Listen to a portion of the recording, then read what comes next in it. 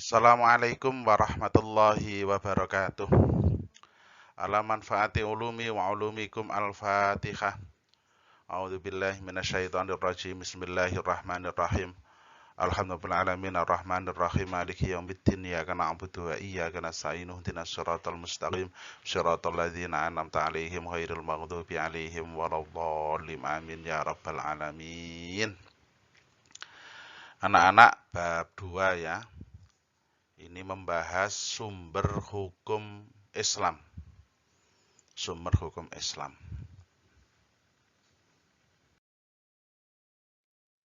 Ini kompetensi dasar yang kita pelajari dalam bab ini, hukum Islam ini ya.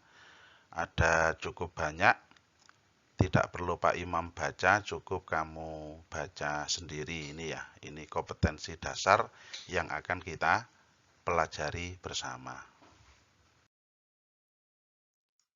Ini tujuan pembelajarannya ya. 3, tapi cukup luas, bisa kamu baca sendiri, kamu pelajari, kamu pahami ya. Ini tujuan pembelajaran kita dalam bab kedua ini. Peta konsepnya demikian, cukup banyak ya. Nanti yang kita pelajari, hukum Islam itu terbagi 2, muttafaq sama mukhtalaf. Muttafaq itu yang sudah disepakati, sudah tidak bisa diganggu gugat ya. Mukhtalaf ini yang ada perbedaan ulama, ada yang memakai, ada yang tidak ya. Muttafaq seperti Al-Quran, hadis, ijma', qiyas. Ini agak sedikit, yang mukhtalaf banyak ini ya, sebagian saja yang kita pelajari. Istihsan, maslahah mursalat, istishab, sa'dud dariyah, qaulus sahabi, al-uruf, syar'u mangqablana. Ini agak sedikit banyak yang kita bahas dalam bab ini ya.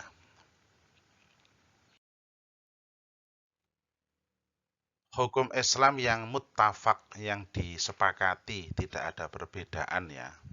Tadi ada 4 ya. Al-Quran, hadis, ijma', qiyas. Sekarang yang Al-Quran dulu.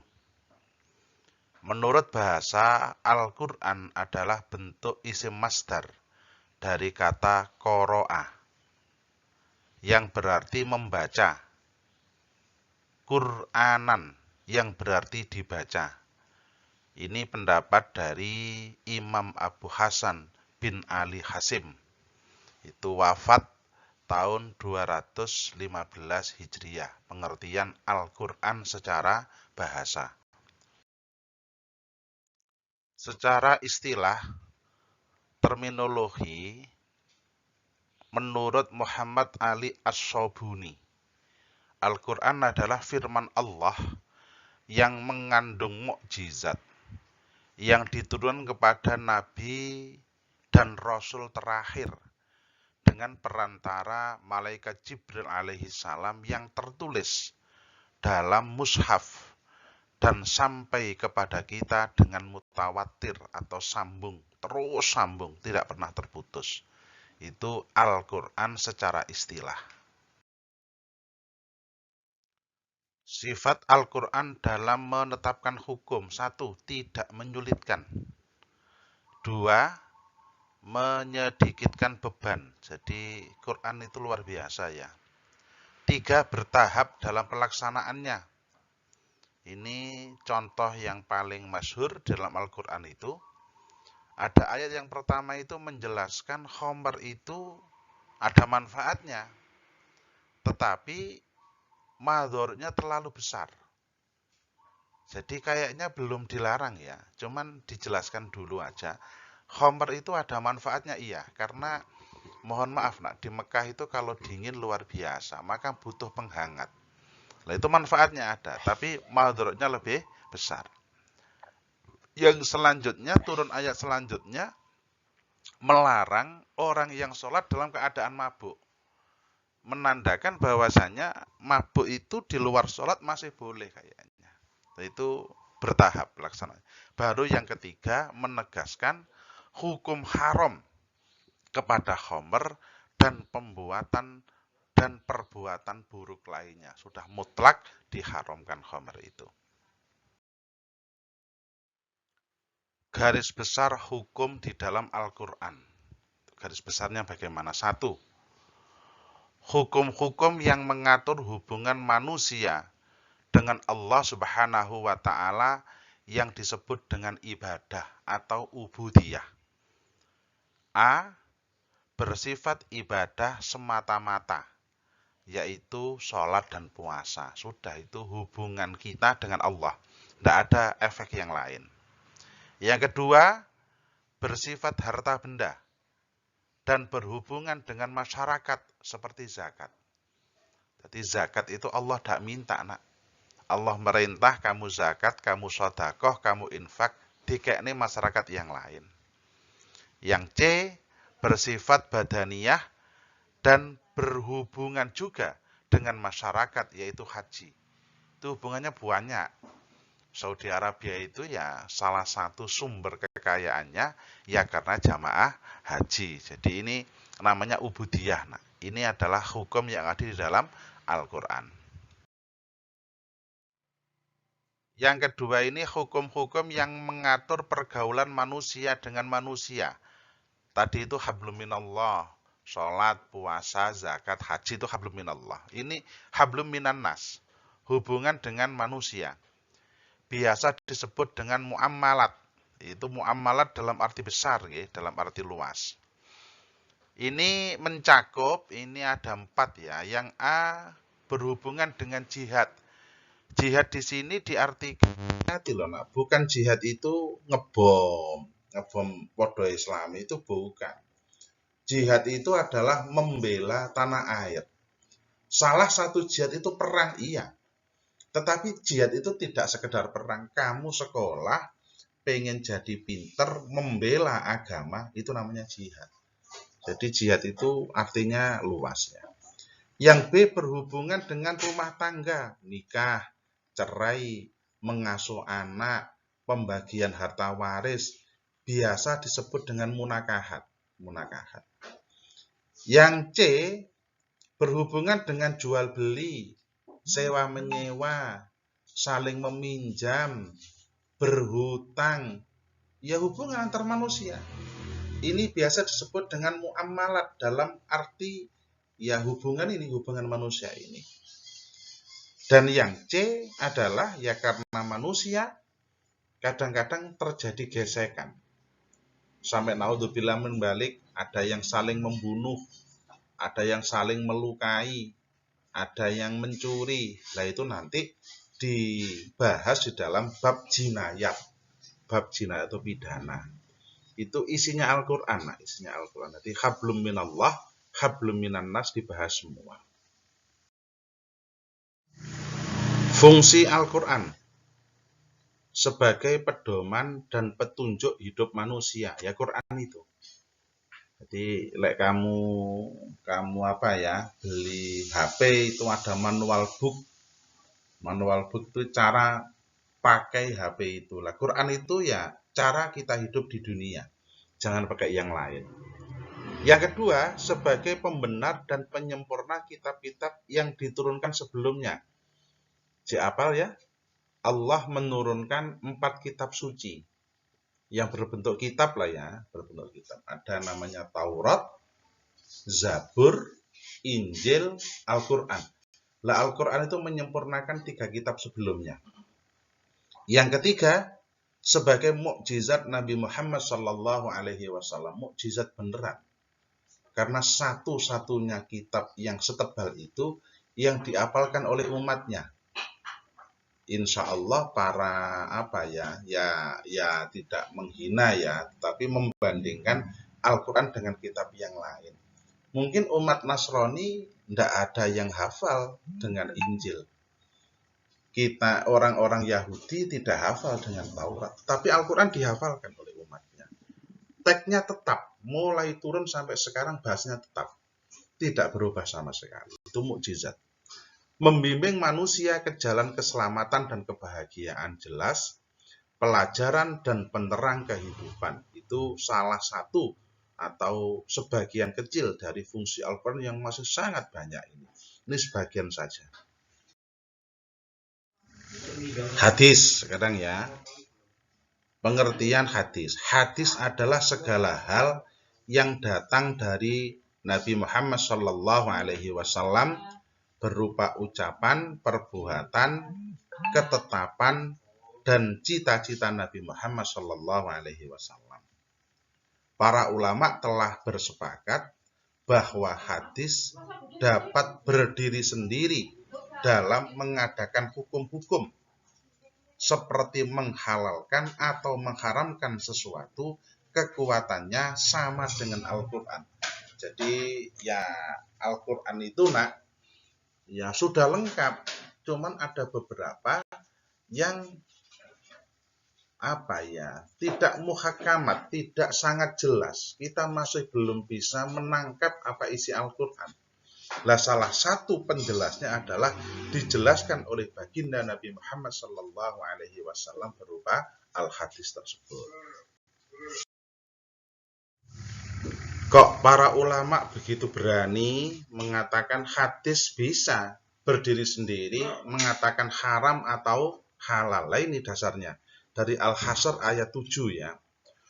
Bismillahirrahmanirrahim. Wa ma atakumur rasulu fakhuduhu wa ma nahakum anhu fantahu wattaqullaha innallaha syadidul iqab.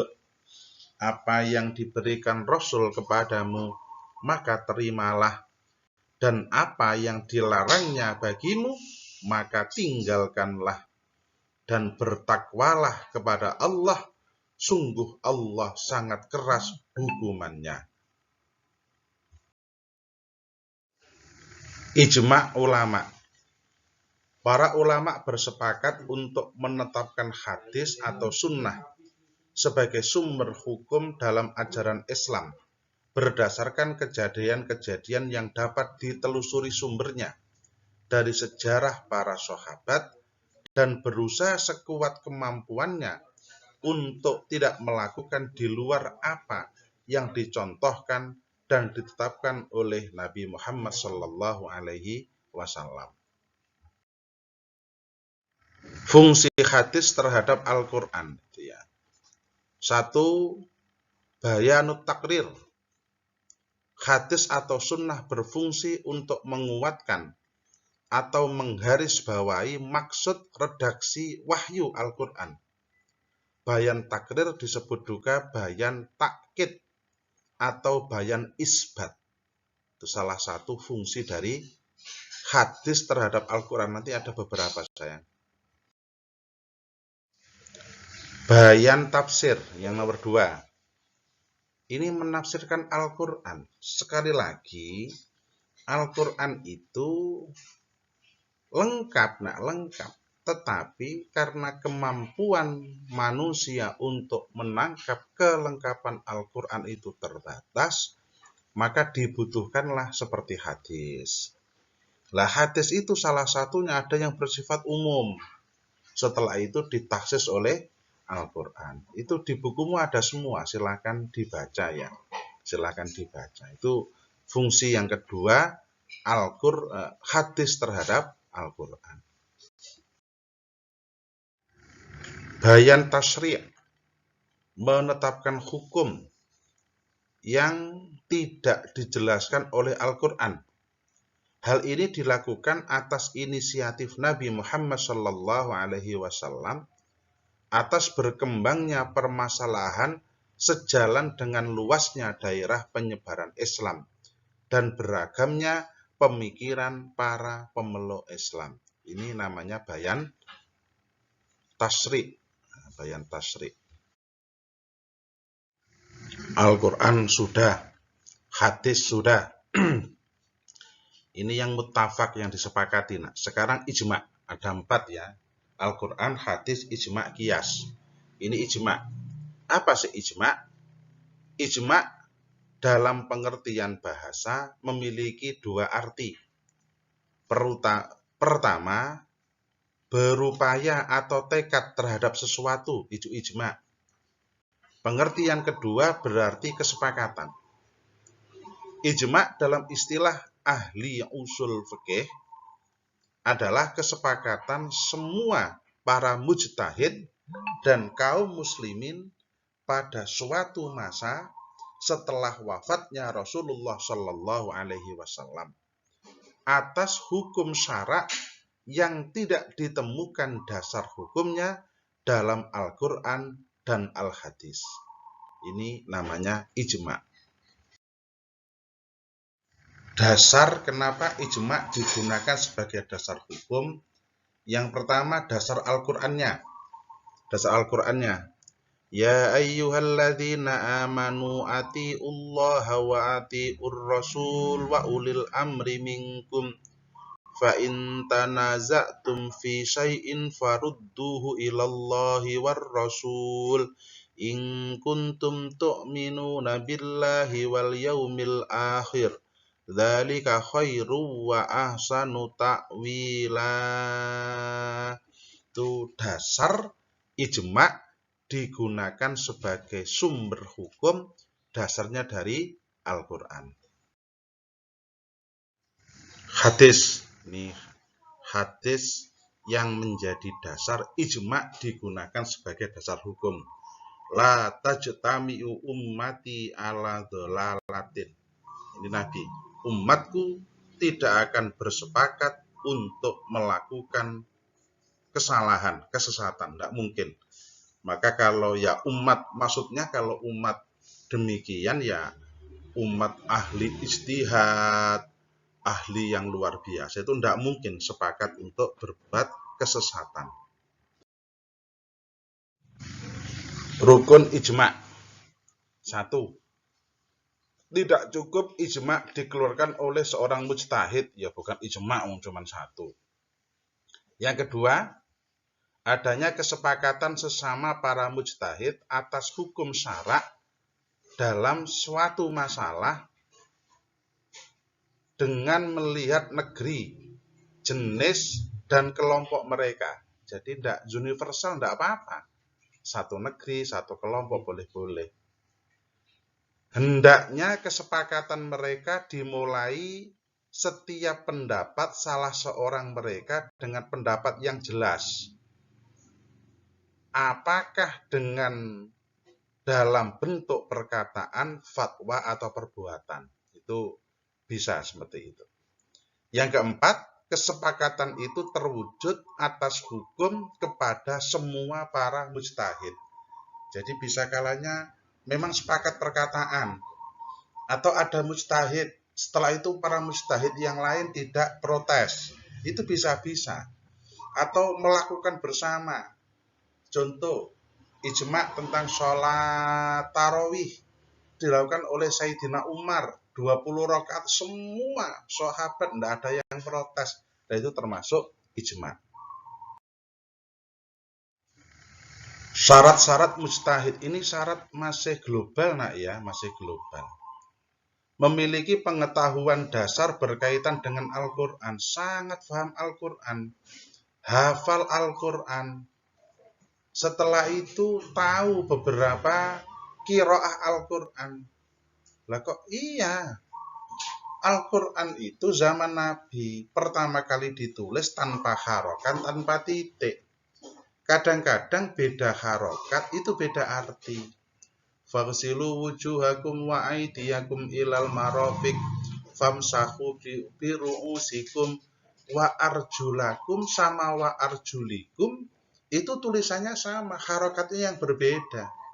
Sedangkan asalnya tidak ada harokat. Lek wa arjulakum berarti disamakan dengan faghsilu wujuhakum. Lek wa arjulikum disamakan dengan wamsahu biru'usikum. Maka kaki cukup diusap, tidak perlu dihapus. Lah ini salah satu kecil. Ada ribuan mungkin yang luar biasa. Ya betul-betul seorang mujtahid paham tentang Al-Quran. Tidak gemen-gemen untuk jadi mujtahid. Yang kedua, memiliki pengetahuan dasar berkaitan dengan as-sunnah atau hadis. Maka dikenal ada hafid, ada hujjatul Islam, hafal ratusan ribu hadis bersama sanad-sanadnya. Jadi hadis ini dari siapa sampai Nabi itu hafal. Dan itu ratusan ribu hadis, hafal betul. Yang ketiga, memiliki pengetahuan dasar berkaitan dengan masalah ijma sebelumnya. Kesepakatan ulama sebelumnya itu apa semua, tahu semua. Memiliki pengetahuan tentang usul fikih. Nah ini kamu nanti akan bahas, tapi ya sangat tidak mendalam. Yang mendalam beneran ada nanti. Yang kelima, menguasai ilmu bahasa Arab. Kenapa kok bahasa Arab? Iya, karena Al-Quran bahasa Arab, hadis berbahasa Arab. Bahasa itu sangat unik, beda-beda. Bahasa Arabnya kurang teteh, katanya mustahid. Ya pasti mohon maaf ya, bukan ya enggak boleh. Ya mustahid betul-betul harus minimal 5 ini sangat minim. Ada banyak persyaratan yang harus dipenuhi untuk orang menjadi mujtahid. Macam-macam ijma ditinjau dari segi terjadinya ijma syarih, qauli, bayani, yaitu para mujtahid menyatakan pendapat dengan jelas dan tegas. Jelas ini bisa dengan ucapan, bisa tulis, ya sepakat, kesepakatan. Yang kedua, ijma sukuti ikrori, yang saya tegaskan tadi. Ada kesepakatan ulama yang bersifat ikrori.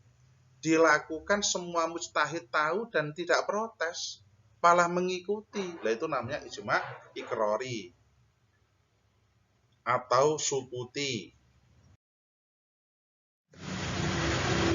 Macam-macam ijma ditinjau dari segi keyakinan. Satu, ijma qat'i, pasti, tidak mungkin ada kesepakatan, tidak mungkin ada perbedaan.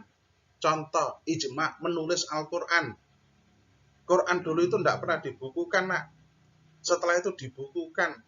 Kala itu sepakat seluruh sahabat, seluruh ulama, bahwasanya Al-Quran perlu untuk dibukukan. Nah itu masih ada juga. Itu tidak mungkin ada perbedaan, semua sepakat. Nah, coba bayangin, lek Quran nggak dibukukan kayak apa?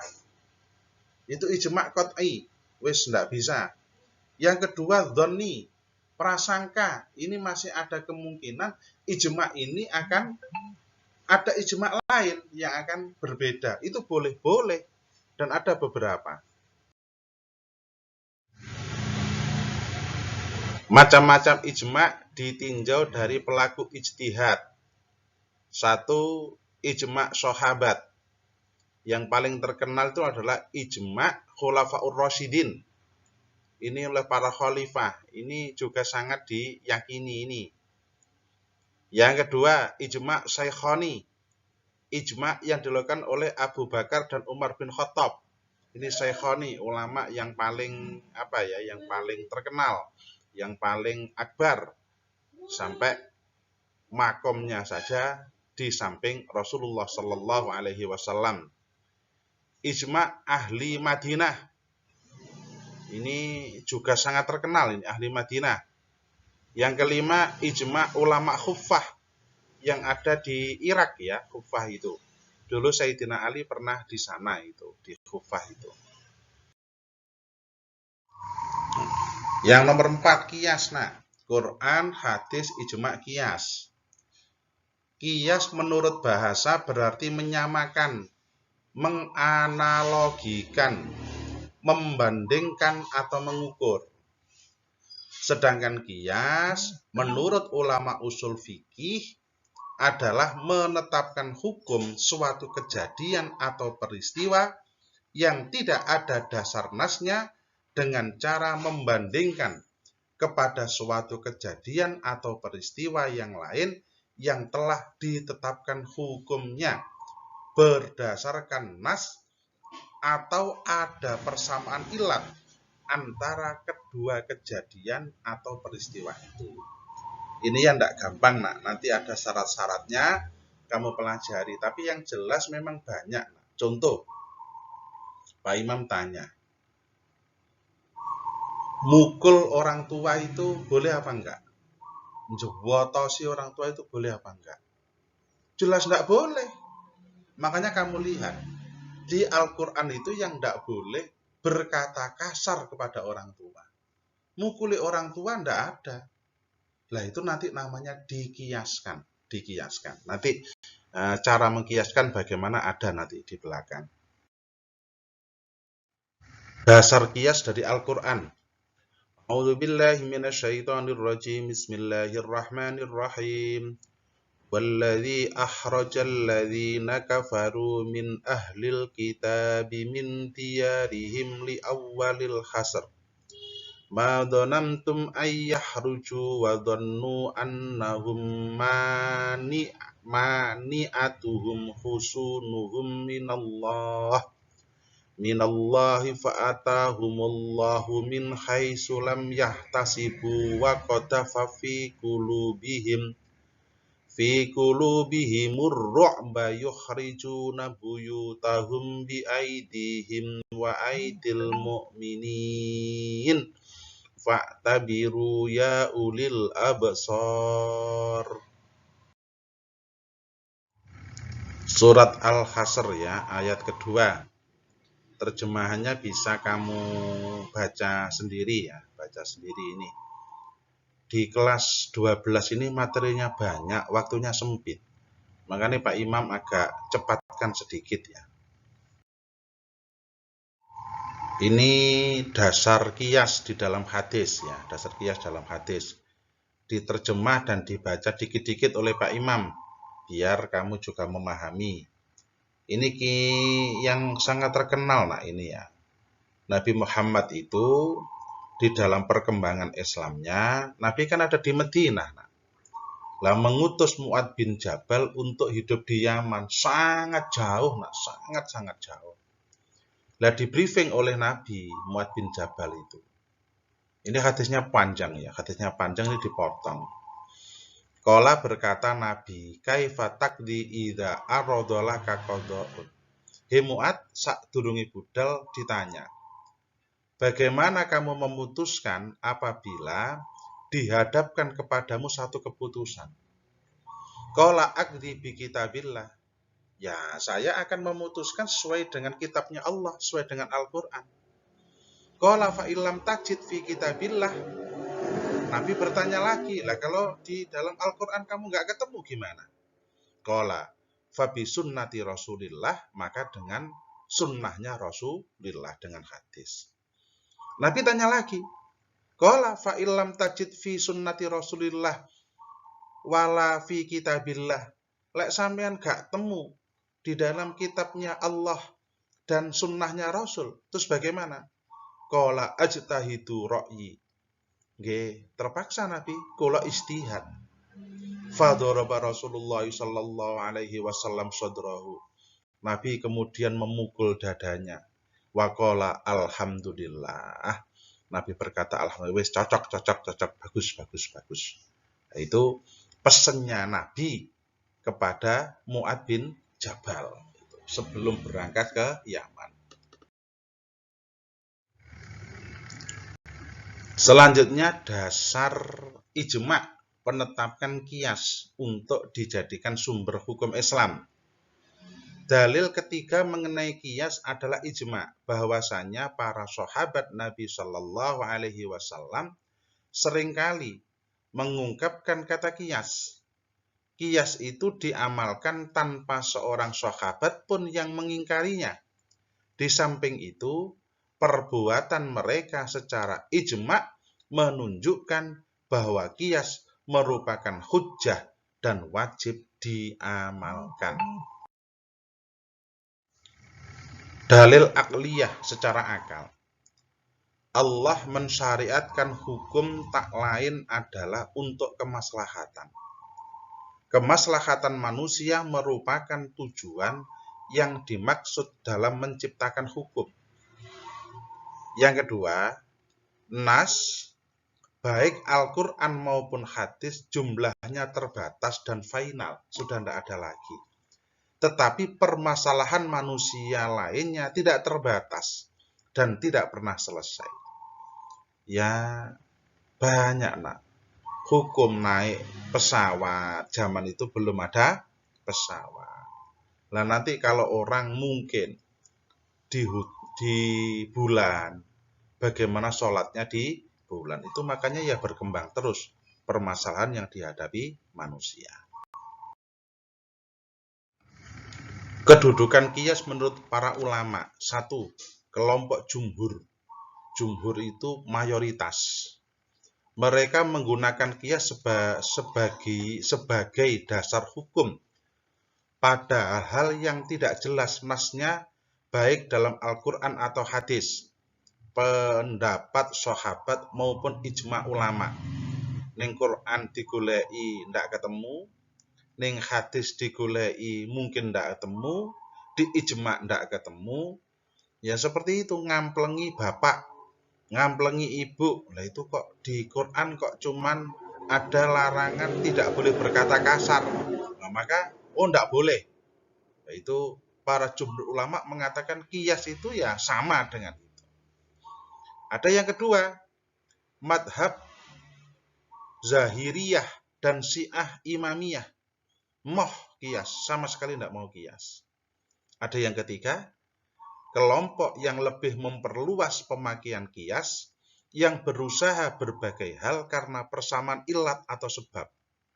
Bahkan dalam kondisi dan masalah tertentu, kelompok ini menerapkan kias sebagai pentashih. Jadi pentashih itu ya untuk menguatkan Al-Quran dan Al-Hadis, itu adalah kias.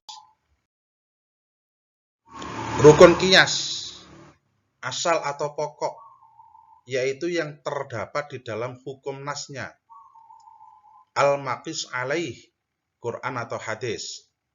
Contoh, tidak boleh berkata kasar kepada orang tua. Furu' cabang, yaitu sesuatu yang belum terdapat dalam hukumnya. Al-maqis, ngantemi wong tua. Yang ketiga, ilat, adalah sifat yang didasarkan atas hukum asal atau dasar kias yang dibangun atasnya. Apa ilatnya? Nggak boleh berkata kasar pada orang tua, nggak boleh menyakiti. Nah itu ilatnya namanya. Di dalam Al-Quran disebut nggak boleh ngomong kasar, ilatnya nggak boleh menyakiti. Lek ngantemi, ya lebih lagi. Maka itu namanya dikiaskan. Nggak boleh ngantemi wong tua, haram hukumnya ngantemi wong tua, dikiaskan dengan yang di Al-Quran tidak boleh berkata kasar kepada orang tua. Itu namanya kias. Rukun kias. Ada 3 itu. Macam-macam kias. Ada kias aulawi. Kias yang ilat pada furu' lebih kuat daripada ilat yang terdapat pada asal. Tidak boleh mendekati zina, tidak boleh mendekati zina. Zina ya lebih nggak boleh lagi. Kias musawi, sama. Kias setara antara furu' dengan ilat aslinya. Kias adnawi, kias yang antara kias ilat pada asal itu lebih pendek, lebih rendah daripada kias yang ada di furu', ilat yang ada di furu'. Kias dibagi menjadi 1 kias jali. Kias yang ilatnya ditetapkan oleh nas, jelas. Yang kedua kias khofi, adalah kias yang ilatnya tidak terdapat dalam nas. Ini juga macam-macam nak ya. Kias syabah adalah kias yang furuknya dapat dikiaskan dengan 2 asal atau lebih. Kias makna, kias yang furuknya hanya disandarkan pada asal satu tertentu. Ini slide terakhir nak, sebelum kita akhiri. Ini jelas, ya kurang jelas. Jelas, kurang jelas. Gimana maksudnya? Maksudnya gini Pak Imam. Ini kan terbatas waktunya. Pak Imam buat video juga terbatas. Kamu lebih jelas, kamu bisa membaca buku-bukunya. Download di internet, dikasih link oleh Pak Imam nanti. Dikasih link oleh Pak Imam nanti. Lah yang kurang jelas, silahkan. Nanti kamu bertanya, WA Pak Imam boleh-boleh. Boleh ya. WA-nya berapa Pak Imam? 0811 3207700. Silahkan kita diskusi asalkan kamu betul-betul paham. Nah, ini kamu di kelas 12. Materinya sangat banyak, waktunya terbatas. Jadi tolong dipelajari, dibaca. Nah, ini boleh diputar berkali-kali juga boleh. Kalau yang kurang jelas bisa kamu baca. Kok kurang jelas lagi ya WA Pak Imam, insya Allah akan dijawab oleh Pak Imam, walaupun mungkin tidak langsung ya. Tapi sebutkan nama saya ini, kelas ini, sama ngomong lah. Kok Pak Imam bingung? Pak Imam gak roh nomormu ya. Kita akhiri pertemuan kita kali ini dengan berdoa bersama. Bismillahirrahmanirrahim. Subhanakallahumma wa bihamdika asyhadu an la ilaha illa anta astaghfiruka wa atubu ilaik. Wassalamualaikum warahmatullahi wabarakatuh.